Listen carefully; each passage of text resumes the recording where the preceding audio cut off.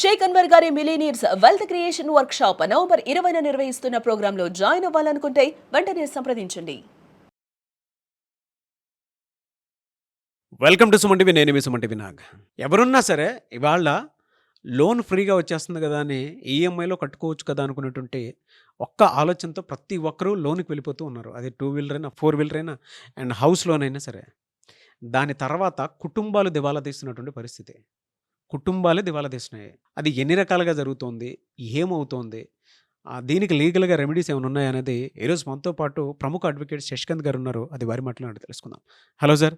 Hello Nagaraj గారు. తీసుకున్నటువంటి అప్పులకి కుటుంబాలు దివాలా తీస్తున్నాయి, రోడ్డును పడుతున్నాయి. అసలు ఇది ఎన్ని రకాలుగా జరుగుతుంది, అసలు ఏం జరుగుతుంది? చాలా అంటే చాలా important and common topic in nowadays. కానీ ఎవరు డిస్కస్ చేసుకోవట్లేదు. ఎందుకు అంటే దాని గురించి వినాలన్నా కూడా ఒక స్టిగ్మా ఉంది. దాని గురించి నలుగురు ముందు వినాలన్నా వినలేని పరిస్థితికి వచ్చేసారు. ఎందుకంటే అప్పులు. ఒక మనిషిని రైతు ఆత్మహత్యలు మీరు చూసుంటారు నాగరాజు గారు. రుణ ఆత్మహత్యలు అనేకమవుతున్నాయి సిటీలో. ఇది చాలామందికి తెలుసు, కానీ బయట ఎక్కువ డిస్కస్ చేయరు. ఎందుకంటే చచ్చిపోయినా పర్లే కానీ అప్పుల వల్ల చచ్చిపోయాడన్న టాక్ బయట రాకూడదు అని. అంత దౌర్భాగ్య పరిస్థితిలో ఇవాళ బ్యాంకింగ్ ఇండస్ట్రీ ఉంది అని చెప్తాంలో అసలు నాకు 1% కూడా సందేహం లేదు. మీరు కనుక చూస్తే ఇవాళ బ్యాంకులు 10 సెకండ్స్లో లోన్లు ఇస్తాయి. మీ కారు ప్రీ అప్రూవ్డ్ రెడీగా ఉంది, మీరు ఇంటికి వెళ్తారా మీకు హోమ్ లోన్ రెడీగా ఉంది, మీరు ఇల్లు తాకట్టు పెడతారా మీకు మార్ట్గేజ్ లోన్ రెడీగా ఉంది. అన్ని సెకండ్లలో, నిమిషాలు కాదు, మళ్ళీ మినిట్స్ కాదు, సెకండ్లలో లోన్లు ఇచ్చేస్తున్నారు. ఫర్ ఎగ్జాంపుల్ మీరు నా ఎగ్జాంపుల్ తీసుకుంటే గత 2 ఏళ్ల క్రితము ఒక బ్యాంకుకి వెళ్ళాను. వెళ్తే సార్ మీకు ఒక పర్సనల్ లోన్ రెడీగా ఉంది అన్నారు. అన్నా ఓకే అమ్మా, మరి ఇవన్నీ పేపర్లు ఇవన్నీ ఇవ్వాలి కదా, టైం పడుతుంది, ఇప్పుడు నాకు టైం లేదా అన్న. నేను సార్ ఏం లేదు, మీకు ఒక ఓటీపీ వస్తుంది, అది చెప్పండి, 10 సెకండ్స్లో మీ అకౌంట్లో 10 లక్షలు పడుతుంది అన్నాడు. నేను ఆ జోక్ అనుకున్నా. అది సరే చెప్పమ్మా ఓటీపీ అన్న. టక్మని కొట్టాడు, ఓటీపీ వచ్చింది. 10 సెకండ్లలో నా అకౌంట్లో 10 లక్షలు పడ్డాయి. దాన్ని నేను 4 ఏళ్ళు కట్టుకోవాల్సి వచ్చింది. అర్థమైందండి మీకు? ఇట్లా ఒకవేళ టైట్ పరిస్థితుల్లో ఉన్నోళ్ళు, జాబులు పోయిన వాళ్ళకి ఇట్లా 10 సెకండ్స్లో 10 lakhs కనుక వేస్తే ఎట్లా కడతారండి నాగరాజు గారు? వెనక్కి వాళ్ళు అప్పుడున్న టెన్షన్లో 10 సెకండ్లలో 10 లక్షలు తీసుకొని ఆ తర్వాత 10 లక్షలు పడ్డాయి కదా అని అడ్డగోలు ఖర్చులు పెట్టుకుంటే వాళ్ళకి అవి రుణాలు నెత్తి మీదకి రావా? ఒకప్పుడు నాగరాజు గారు లోన్ తీసుకోవాలంటే బ్యాంక్ వాళ్ళు ఇస్తారా లేదా, అసలు నాకు లోన్ ఎలిజిబిలిటీ ఉందా లేదా అన్న టెన్షనే పోయేది. సగం మందికి వచ్చేవి కూడా కావు. అలాంటిది ఇప్పుడు నేను చెప్పింది 10 సెకండ్లలో లోన్లు వస్తున్నాయి. నిజమే అండి. అంటే మీకు మేనేజర్ తెలుసా బ్యాంక్లో కొంచెం లోన్ కావాలి అనుకుని అడిగినటువంటి పరిస్థితి మనం చూసాం. ఎగ్జాక్ట్లీ కరెక్ట్ చెప్పారు మీరు. ఈవెన్ మా ఫాదర్ అయినా సరే పాత కాలంలో కనుక చూసుకుంటే ఇంటికి సంబంధించింది కానీ లేదంటే ఇంట్లో ఏదన్నా చేద్దాము బిజినెస్ కానీ పెళ్ళికి సంబంధించింది కానీ లోన్ కావాలి అని అంటే తెలిసిన వాళ్ళు ఎవరైనా ఉన్నారా అని అడిగి కనుక్కొని 3 months దాని చుట్టూ తిరిగిన తర్వాత లేదా 6 months తిరిగిన తర్వాత వస్తే వచ్చేది, లేదంటే లేదు. అలాంటి పరిస్థితి. కరెక్ట్. ఇప్పుడు మీరు చెప్పినట్లు సెకండ్లలో వచ్చేస్తుంది. ఎలా సార్? అంటే దీని తీవ్రత అసలు ఏ విధంగా ఉందంటారు ప్రస్తుతం? దీంట్లో 4 రకాల టార్చర్లు ఉన్నాయండి. ఫస్ట్ది భయంకరమైన మెంటల్ టార్చర్, సెకండ్ది ఫ్యామిలీ కాన్ఫ్లిక్ట్స్, థర్డ్ది సోషల్ ఎమ్యులేషన్, ఫోర్త్ది ఫైనాన్షియల్ కొలాప్స్. ఓకే, ఇందులో కనుక మనము ఫస్ట్ తీసుకుంటే ఈ మెంటల్ టార్చర్ ఎలా ఉంటుందంటే, ఈఎంఐ ఇంతకు ముందు కట్టకపోతే ఫోన్ వచ్చేది నాగరాజు గారు. ఈఎంఐ కట్టేవాడికి కూడా ఫోన్ వస్తుంది. అప్పుడు 3 రోజుల్లో ఈఎంఐ రాబోతుంది, అందులో డబ్బులు ఉంచారా లేదా, ఇదేం టార్చర్? అరే నువ్వు ఈఎంఐ కట్టకపోతే ఇంతకుముందు ఫోన్ వచ్చేది. ఈ మధ్య ఈఎంఐ రాకముందు 4 రోజుల నుంచే కలెక్షన్ వల్ల టార్చర్ భయంకరమైపోయింది. మీటింగ్లో ఉంటాడు, ఎక్కడో ఉంటాడు, వీడు ఆల్రెడీ అందులో డబ్బులు పెట్టుంటాడు, అయినా కూడా వీళ్ళు రిమైండర్ కాల్ అనే పేరిట, రిమైండర్ కాల్ అనే ముసుగులో ముందే ఈఎంఐ కట్టమని భయపడిస్తూ స్టార్ట్ చేసేది, బౌన్స్ కాకముందే. ఓకే, దీనివల్ల ఏమవుతుందంటే కట్టేవాళ్ళు ఈఎంఐకి ముందు నుంచే టార్చర్ అనుభవిస్తున్నారు. కాల్స్, మెసేజెస్, మాట్లాడే పద్ధతి సరిగ్గా ఉండదు. ఫోన్ చేసినాడు మాట్లాడే పద్ధతి ఎలా ఉంటుందంటే ఫోన్లో ఒక హ్యూమిలేటింగ్గా మాట్లాడతారు వాళ్ళు. ఒకవేళ కర్మగాలి ఆ నెల మాత్రం బౌన్స్ అయిందంటే వాళ్ళకు వచ్చే ఫోన్ కాల్స్లో వాళ్ళు మాట్లాడే పదాలు నార్మల్గా ఉండవు. ఒక కాల్ వెనకాల ఒక కాల్, 100 కాళ్ళు వస్తాయి. వీళ్ళు ఏం చేస్తారంటే కాల్ సెంటర్ ఏర్పాటు చేస్తున్నారు. ఆ కాల్ సెంటర్లో ఆ నెంబర్ వేసేస్తున్నారు నాగరాజు గారు. ఆ నెంబర్ని 100 మంది కాల్ చేస్తారు ఒకటేసారి 100 మంది కాల్ చేస్తారు. దీనివల్ల ఏమవుతుందంటే వీళ్ళకి రాత్రులు నిద్ర ఉండదు. ఫోన్ బ్యాటరీ డెడ్ అయిపోతుంది, వేరే కాల్స్ రావు. ఇలా మైండ్ అంతా ఆ కాల్సే ఉంటాయి. రాత్రులు నిద్ర ఉండదు, స్లీప్లెస్ నైట్స్, రాత్రులు నిద్ర ఉండదు. తెల్లారి అయిందా, నేను ఇది ఎలా కట్టాలి ఈఎంఐ, ఫోన్ ఆన్ చేయాలంటే భయపడే పరిస్థితికి వెళ్తారు నాగరాజు గారిలో. ఎందుకంటే నాగరాజు గారు ఫోన్ ఆన్ అవగానే ఫస్ట్ కాల్ మళ్ళీ వాళ్ళదే వస్తుంది, వీళ్ళు కట్టలేని పరిస్థితి. ఇంక వీళ్ళు ఏమైపోతారంటే ఒక రకంగా ఒక కైండ్ ఆఫ్ సైకలాజికల్ ట్రాప్కి వీళ్ళు గురవుతారు, ప్యానిక్లోకి వెళ్ళిపోతారు.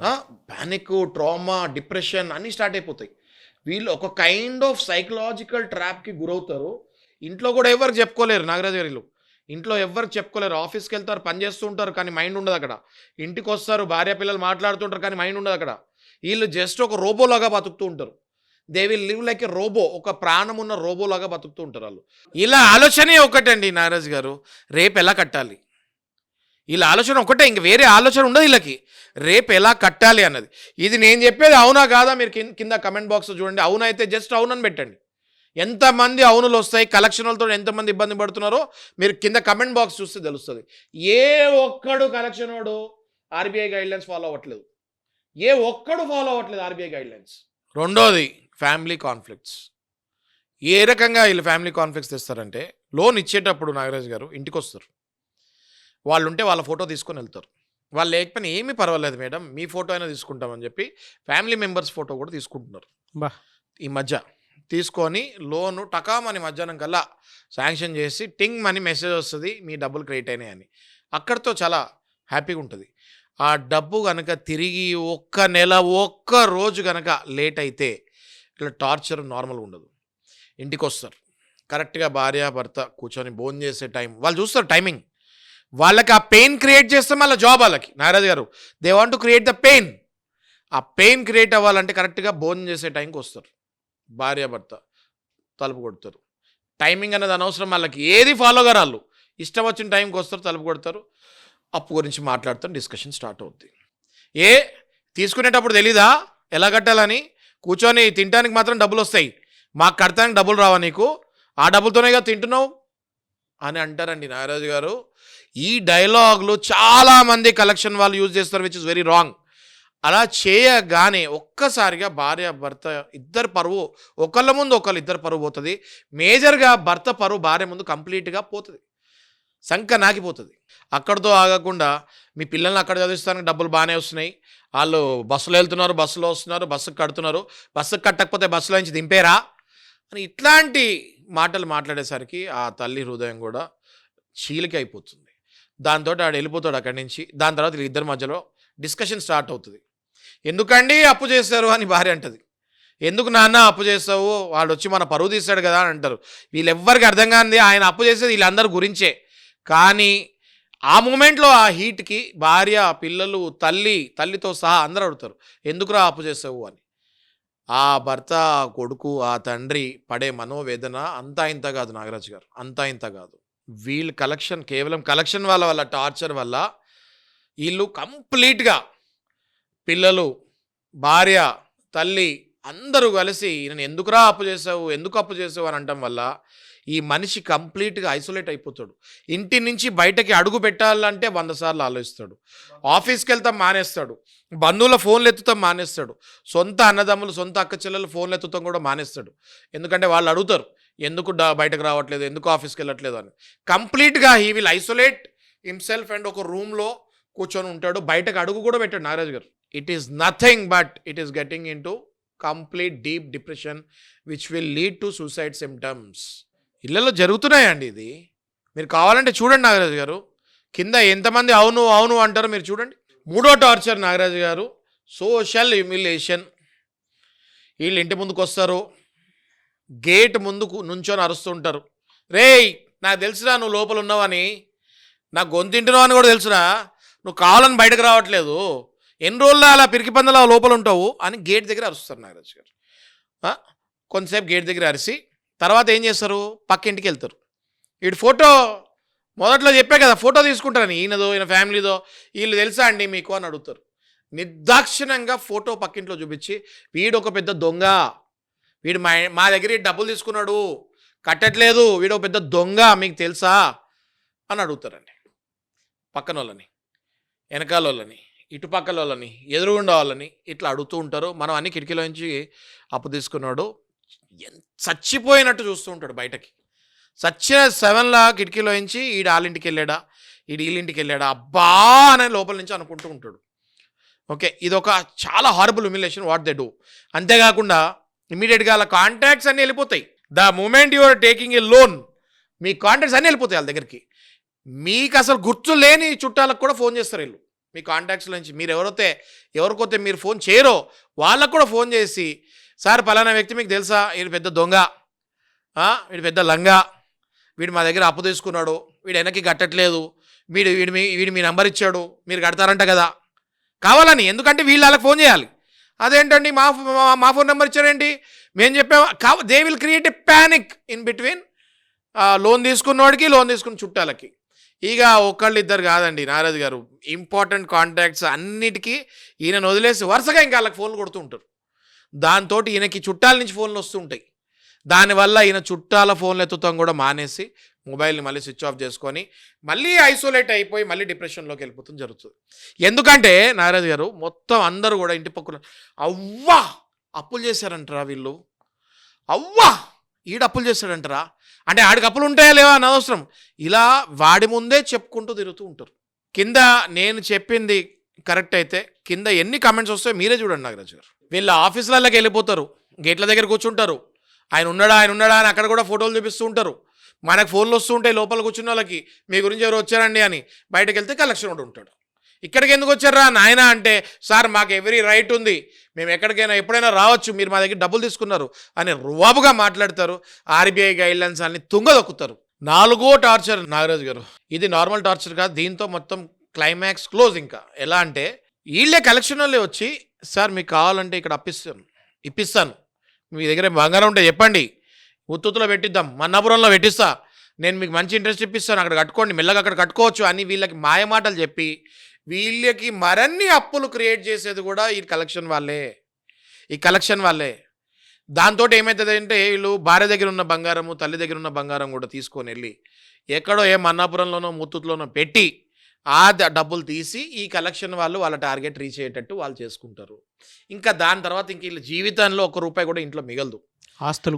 ఆస్తులు మొత్తం ఎవ్రీథింగ్ అమ్మేసుకుంటారు. వీళ్ళకి బట్టలు తప్ప, ఆయన మీద వేసుకునే బట్టలు తప్ప, బట్టలు కూడా కాదు, ఒక బట్ట తప్ప ఇంకేం మిగలవు.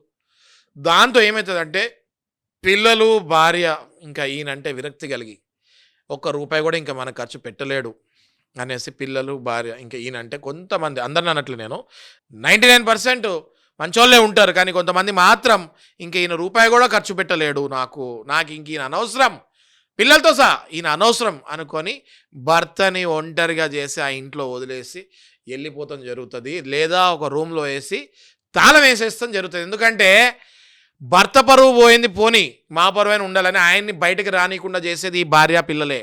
పాపం పిల్లల భవిష్యత్తు మీద కూడా, చదువుల మీద కూడా చాలా ఇంపాక్ట్ పడుతుంది కదండి. చాలా నాగరాజు గారు, మొత్తం పిల్లల భవిష్యత్తు నాశనం అయిపోద్ది, ఈయన ప్రొఫెషన్ నాశనం అయిపోద్ది, భార్యాభర్త రిలేషన్ నాశనం అయిపోద్ది, రిలేటివ్స్కి ఈయనకి ఉన్న రిలేషన్ నాశనం అయిపోద్ది, తల్లిదండ్రుల దగ్గర కూడా ముఖం చూపిలేని పరిస్థితికి కొడుకో కూతురో వచ్చేస్తారు. లాస్ట్లో వీళ్ళ జీవితం మొత్తం సర్వనాశనం అయిపోయి నా దగ్గరకు వచ్చి కూర్చొని ఏడ్చే వాళ్ళు కొన్ని 100 మంది ఉన్నారు నాగరాజు గారు, కొన్ని 100 మంది, లేకపోతే నేను ఊరికే చెప్పను మీకు, కొన్ని 100 మంది నా దగ్గరకు వచ్చి కూర్చొని ఏడ్చే వాళ్ళు ఉన్నారు. వాళ్ళకి సరైన కౌన్సిలింగ్ ఇచ్చి నేను ఇవాళ అట్లీస్ట్ ఒక 300-400 మందిని దారిలో పెట్టా అన్నది నిజం. నేను ఇంత కాన్ఫిడెంట్గా ఎందుకు చెప్తున్నానంటే నాగరాజు గారు, ఈ కలెక్షన్ వల్ల కుటుంబాలే దివాలా తీస్తున్నారు, చచ్చిపోతున్నారు, సూసైడ్ చేసుకుంటారు, పిల్లల భవిష్యత్తు అంధకారంలోకి వెళ్ళిపోతుంది. ఇది చాలామంది, గవర్నమెంట్ కూడా ఇది పట్టించుకోని పొజిషన్లో ఉంది.